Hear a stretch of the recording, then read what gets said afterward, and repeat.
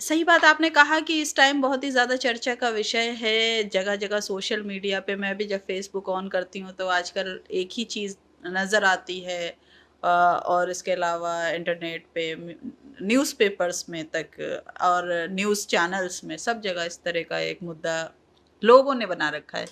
वो एक पूरी तरह से निजी मामला है, पारिवारिक मामला है, जिसमें अगर जो भी आरोप लगाए गए हैं, जैसे भी वो आरोप लगे हैं, वो एक सीनियर काफ़ी पीसीएस अधिकारी हैं, 2016 बैच की हैं शायद। तो और जो भी उस पे आरोप लगाए गए हैं, उसकी विस्तृत जाँच कमेटी बनी हुई है, जाँच चल रही है। लेकिन पता नहीं लोगों को क्या मज़ा मिल रहा है, आप लोग डिजिटल डिविडेंड हैं कंट्री का, आप अपने-अपने बहुत सारे काम हैं, उनको करें, ना कि किसी की पर्सनल ज़िंदगी में ताक-झाँक करें। जो भी जाँच रिपोर्ट आएगी आयोग की, जो भी जाँच आयोग बना हुआ है और जो भी मतलब अगर वो केस कहीं कोर्ट में जाता है, तो जो भी पार्टीज़ के ऊपर डिपेंड करता है, वो अपने-अपने एविडेंसेस रखेंगी, जो भी होगा वो उनकी निजी ज़िंदगी का, उनका पारिवारिक मसला है, ना कि कोई सोशल मीडिया का मसला है, तो मैं इस चीज़ के खिलाफ हूँ। निजी ज़िंदगी की बात की दर्शक हमारे आपके बारे में भी जानना चाहते हैं। आप बहुत मध्यम वर्गीय परिवार से हैं, आपने इतने बड़े-बड़े एग्ज़ाम क्रैक किए, यूपीएससी का एग्ज़ाम क्रैक किया, शादी के बाद किया, बच्चे हो गए, कैसा परिवार का सहयोग मिला? जी आपने सही कहा। मैंने शादी मेरी 2014 में हुई थी और उससे पहले मैंने एमबीए और पीएचडी कर रखी थी। मैं असिस्टेंट प्रोफ़ेसर थी यहीं आपके आगरा में। शादी के बाद मेरा जहाँ मेरे हस्बैंड थे असिस्टेंट प्रोफ़ेसर वहीं पे मेरा भी हो गया था जसान यूनिवर्सिटी सऊदी अरब में। फिर मुझे लेकिन यूपीएससी करना था, बचपन से मेरी ख़्वाहिश थी तो मैंने हस्बैंड से इच्छा ज़ाहिर की तो उन्होंने कहा कि ठीक है हम लोग रिज़ाइन करते हैं। उन्होंने भी साथ में रिज़ाइन किया, we came back to country और I started preparing for civil services. Then फिर उसी दौरान मेरा कोल इंडिया में हो गया था एज अ मैनेजर। तो काफ़ी सपोर्ट रहा फैमिली का, ऑफ कोर्स हस्बैंड का, सास ससुर का, देवरों का, पूरे ससुराल साइड का, पूरे मेरे अपने परिवार का काफ़ी सपोर्ट रहा। तो मैंने 2 बार यूपीएससी क्वालिफाई किया, एक बार आईआरटीएस बने 2018 में, अभी आईपीएस हैं। पीसीएस का एग्ज़ाम क्वालिफाई किया, छठी रैंक आई थी। अभी आपके साथ 3 साल फिरोज़ाबाद में गुज़ार के ट्रांसफ़र भी हो गया है मेरा। मैं नेक्स्ट जगह पे अपनी सर्विसेज़ दूँगी। तो नो डाउट अगर लड़की को अगर शादी से पहले करती है तो उसकी फैमिली का उसमें पूरा सपोर्ट होता है, शादी के बाद करती है तो उसके ससुराल का भी पूरा सपोर्ट होता है। मेहनत अपनी होती है लेकिन सपोर्ट के बिना तो नहीं किया जा सकता। एक माहौल बन गया है ज्योति मौर्या के इस घटना के बाद से बहुत से पति अब ये कह रहे हैं कि हम अपनी पत्नियों को नहीं पढ़ाएंगे, उन्होंने इलाहाबाद से विड्रॉ किया है। बहुत से सास ससुर कह रहे हैं वो बहू को नहीं पढ़ाएंगे।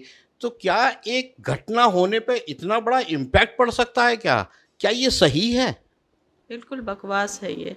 मैंने वैसे एक कुछ सोशल मीडिया में चल रहा था कि 136 या 135 लोगों ने अपनी पत्नियों को वापस बुलाया इलाहाबाद से। फ़ास्ट चेक मैंने देखा था वैसा कुछ भी नहीं है। लेकिन 1-2 केसेज़ आए हैं जो हो सकता है कि फॉर मीडिया अटेंशन या अपने आप को वायरल करने के लिए लोग भी इस तरह से कर रहे हैं कि नहीं वो अपनी पत्नी को नहीं पढ़ाएँगे। अभी तक उन्हें नहीं पता था कि उनकी पत्नियाँ कैसी हैं या उनके पति कैसे हैं कि एकदम से किसी थर्ड पार्टी का कोई केस आता है। एक जो केस अभी पता ही नहीं है कि सही है कि गलत है और अगर बाई चांस गलत है भी तो उसके बेस पे पूरी महिला जाति को 50% पॉपुलेशन को जज करना किस तरह की अक्लमंदी है ये तो समझ में नहीं आता है। लेकिन मैं अगर ऐसा कर भी रहा है कोई तो मैं आपके चैनल के माध्यम से अपील करूंगी कि ये बिल्कुल ही बकवास है। आपका आपके आपके पति पत्नी का रिश्ता जो ट्रस्ट पे आधारित है वो किसी तीसरी जगह से ट्रस्ट अगर आपका ब्रेक होगा तो भाई आपका रिश्ता बहुत ही कमजोर है। इससे तो पहले ही आपको चेक कर लेना चाहिए। अभी एक चर्चा ये भी होने लगी है कि जो ज्योति मौर्या ने किया, अगर ये पुरुष प्रधान समाज में अगर ये कोई पुरुष इस तरह से करता तो चर्चा नहीं होती। अब एक चूंकि महिला ने किया है, अधिकारी ने किया है, और क्या महिला होने के नाते उसको टारगेट किया जा रहा है, पहली खास तौर पर सोशल मीडिया पे? पहली बात हमारा देश वो देश है जहाँ पे कहा जाता है यत्र नारीस्तु पूजन्ते रमन्ते तत्र देवता। पहले तो आप नारियों की पूजा भी कर रहे हैं। दूसरे साथ में वो मनीष दुबे जी जो भी और भी आरोपी हैं, एक और अधिकारी हैं, उनका कहीं से नाम भी नहीं लिया जाना। ये मतलब पूरा पूरा एक ही महिला को ही टारगेट किया जाना ये बिल्कुल ही गलत है। और ऐसे 1000 एग्ज़ाम्पल होंगे जिसमें मतलब अपोजिट साइड से ऐसा किया गया है। प्रोवाइडेड मैं पहले भी कह रही हूँ कि ये बिल्कुल उनका निजी मामला है, उस पे मैं कोई भी कमेंट नहीं करूँगी। वो जांच का विषय है, जो भी उन पे आरोप लगाए गए हैं उनके पति द्वारा या किसी भी तरह से जो भी आरोप लगाए जा रहे हैं, वो काफ़ी सीनियर अधिकारी हैं। लेकिन अगर बाई चांस ऐसा है भी, तो उसके अपोजिट बहुत सारे ऐसे मामले हैं, कभी उनको ना इतनी मीडिया तवज्जो देते हैं, मतलब कि आप पुरुष प्रधान समाज को और एक तरह से और कह रहे हैं कि नहीं, अगर आप पढ़ें भी तो भी आप पढ़े ना, ये देश तो बेटी बचाओ बेटी पढ़ाओ वाला है, और उसमें इस तरह से मतलब आप पढ़ाई से अगर दूर लेके जा रहे हैं, तो मुझे ऐसी सोच पे शर्म आती है। इसका मैं पुरजोर विरोध करती हूँ, और मैं अपील भी करती हूँ कि अगर बाई चांस आपके दिमाग में कहीं भी इस तरह का हो, तो ऐसा प्लीज़ ना करें। बहुत मुश्किल से समाज इवॉल्व होता है, लोगों की बहुत कुर्बानी है। हम सोशल रिफॉर्म की बात 18-17 सेंचुरी से करते हुए आए हैं, अब थोड़ा जाके बराबरी पे पढ़ाई पे बात हो रही है।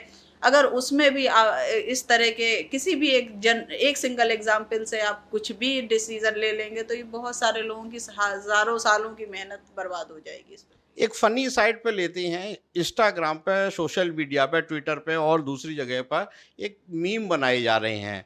सरकार कहती है बेटी बचाओ, बेटी पढ़ाओ, लेकिन बहू को मत पढ़ाओ। ऐसा क्यों हो रहा है अब? ये मैंने कहा ना कि ये शर्मनाक सोच है। अगर हमारी सोच इतनी छोटी है तो माफ़ कीजिएगा, ये बहुत ही गलत बात है। इंस्टाग्राम पे अगर या फ़ेसबुक पे या किसी भी सोशल मीडिया या कहीं भी अगर कोई भी इस तरह का ट्वीट पे अगर लाइक कर रहा है, रीट्वीट कर रहा है या शेयर कर रहा है, तो वो भी कहीं न कहीं सिर्फ़ साक्षर हैं वो लोग, वो पढ़े लिखे एजुकेटेड लोग नहीं हैं। किसी की निजी ज़िंदगी को सार्वजनिक करना बहुत बड़ा अपराध है, और ये एक सोशल अपराध है, जो ये लोग कर रहे हैं। ऐसा प्लीज़ मत करें। उस मुद्दे को उनके घर तक रहने दीजिए। ऐसा माहौल मत बना दीजिए कि आगे और लड़कियों को पढ़ने में दिक्कत आए। उत्तर प्रदेश में देहात क्षेत्र में लोग ज़्यादा ये नहीं समझ पाते कि सच क्या है, झूठ क्या है। जो सोशल मीडिया पे आ जाता है उसी को वो सच मान लेते हैं। आप सिविल सर्विस की इतनी बड़ी अधिकारी हैं और लंबा अनुभव आपको हो गया। लोगों को आप अपने शब्दों में ये कैसे समझाएंगी कि जो ये फेक न्यूज़ उड़ रही है इस पर विश्वास न करें। लड़की चाहे किसी की भी हो, बहू हो, उसको जितना हो सके आगे बढ़ाएं, क्योंकि एक से एक इंसिडेंट पूरे समाज को रिप्रेजेंट नहीं करता। पहले भी कहा गया है कि एक लड़का पढ़ता है तो सिर्फ वो लड़का पढ़ता है, लेकिन अगर एक लड़की पढ़ती है तो पूरा एक घर पढ़ता है, खानदान पढ़ता है, पूरा उसका वंश पढ़ता है। तो विमेन एजुकेशन की तो बहुत ज़्यादा ज़रूरत है, और बाय गॉड ग्रेस गवर्नमेंट की ऐसी पॉलिसीज़ भी आई हैं और कैंपेन्स भी आए हैं, जिससे लड़कियां पढ़ भी रही हैं और बहुत अच्छे से।